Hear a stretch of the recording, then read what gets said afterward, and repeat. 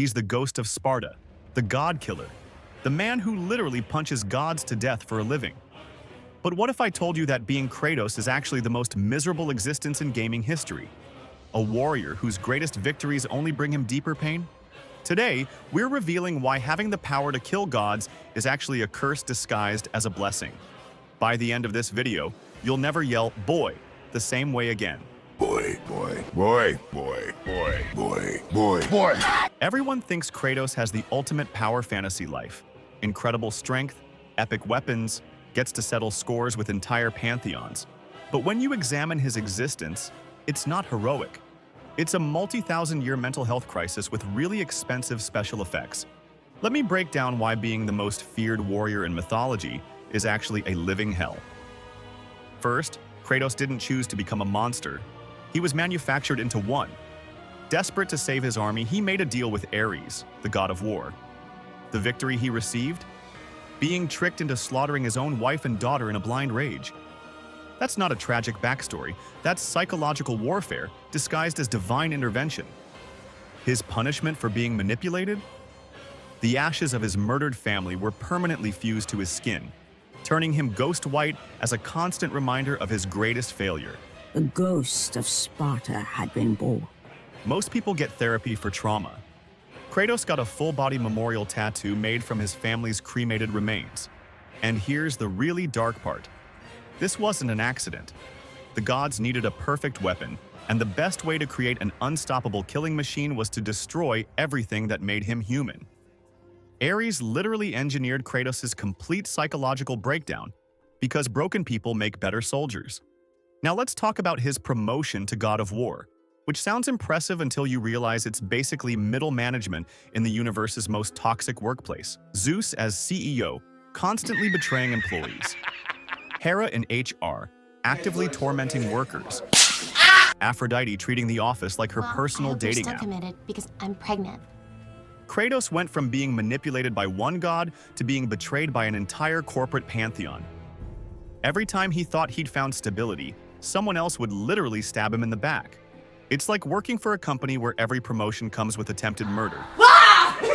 And your boss keeps trying to execute you for doing your job too well. When he finally snapped and decided to take down the whole corrupt system, his reward was watching civilization collapse into chaos.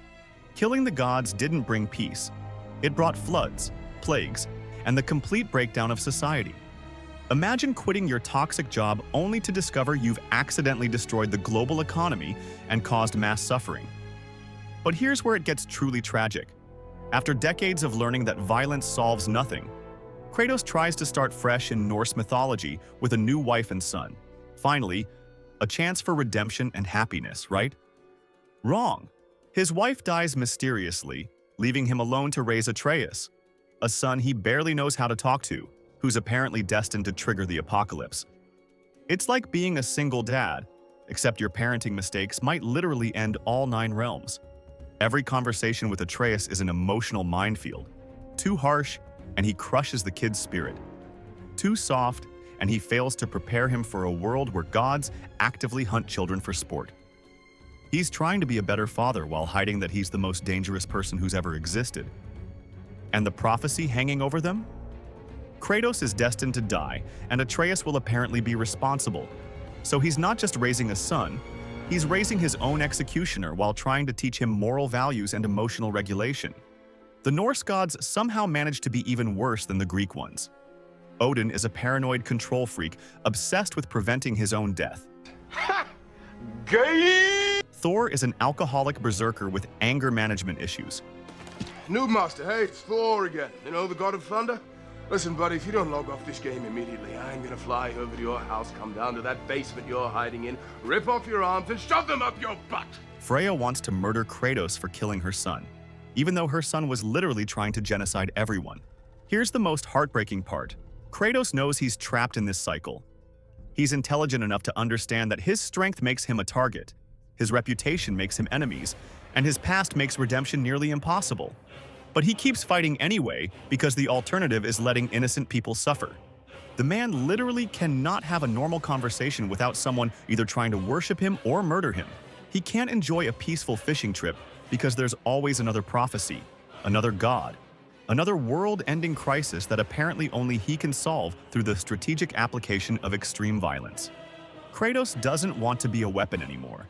He wants to be a dad. But the universe won't let him retire because it needs its monster, and he's too fundamentally good-hearted to let others pay the price for his peace. So there you have it. Kratos isn't living a power fantasy. He's trapped in an endless cycle of trauma, reluctant heroism, and cosmic responsibility. His incredible strength isn't a gift. It's a curse that ensures he'll never have the one thing he actually wants: a quiet life with his family. Behind every brutal execution and epic boss battle is a broken man who just wants to go fishing with his son and never have to pick up a weapon again.